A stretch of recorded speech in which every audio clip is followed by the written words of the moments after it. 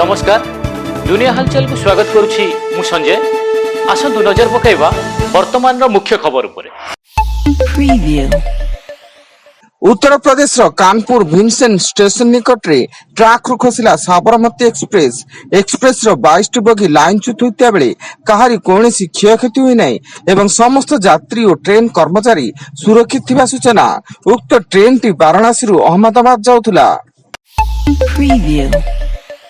Vigilance जाल Jajpur city एवं GST enforcement assistant commissioner Vinay Bhushan Tripathi से 5 कोटी 85 लाख टंकार टिकस हेरफेर करबा एवं जने डीलर जबत होइतिबा स्क्रैप को अन्यत्र बिक्री कर देथिबा अभियोग होईची। फल विजिलेंस टीम तांको भुवनेश्वर खोर्धा समेत 5टी स्थान रे चढ़ाऊ जारी करिची।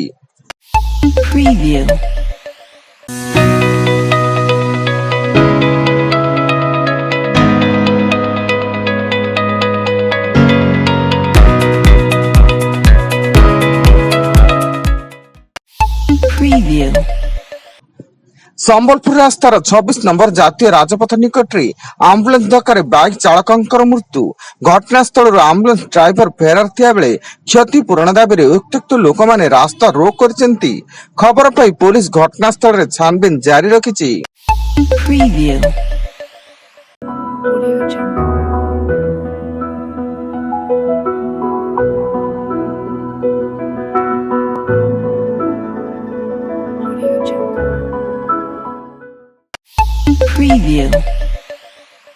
संबलपुर सहर उपकंठ सिंधुरपंख छक निकट रे पुलिस पेट्रोलिंग बेले एक गाड़ी 1 क्विंटाल 57 किलोग्राम ओजन केंदुपत्र जबत गाड़ी चालक गिरफ अभियुक्त जनक पश्चिम बंगर हबीबुर रहमान भांगी होता बेले उक्त केंदुपत्र गुड़िक अवैध रूपे पश्चिम बंग चालाण करा जाउथला। संबलपुर ओंठापल्ली थाना पुलिस चोरी घटना रे 5 जन को गिरफ्त करी सेमानक निकटरू गोटे ऑटो, गोटे स्कूटी, 3टी लुआ फ्रेम, आलुमिनियम हांडी और अन्य सामग्री जबत करिछि एवं अभियुक्त माने हेले फिरोज अली, आकाशदीप, जन्मय सुना, अविनाश मिश्र और चित्र सुना।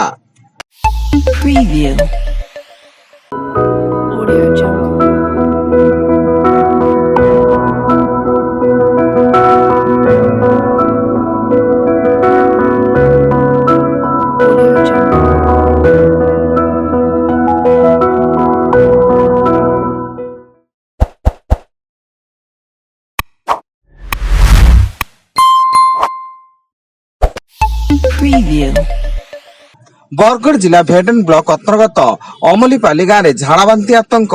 झाड़ाबांती गोटे परिवार स्वामी स्त्री मृत्यु घटता बेले परिवार आउ 4 जन आक्रांत हो डाक्तरखाना भर्ती एवं एही ग्रामर आहरी 35 जन झाड़ाबांती आक्रांत होइचंती। कटक जिला तिगरिया थाना अंतर्गत 5 गाँव रे एक जघन्य हत्याकांड। जड़े युवक विधवा महिला गला काटी हत्या करबा परे थाना रे आत्मसमर्पण करिछि एवं मृत महिला जनक कल्पना दास होइता बेले पुलिस घटनार तदंत चलाइछि।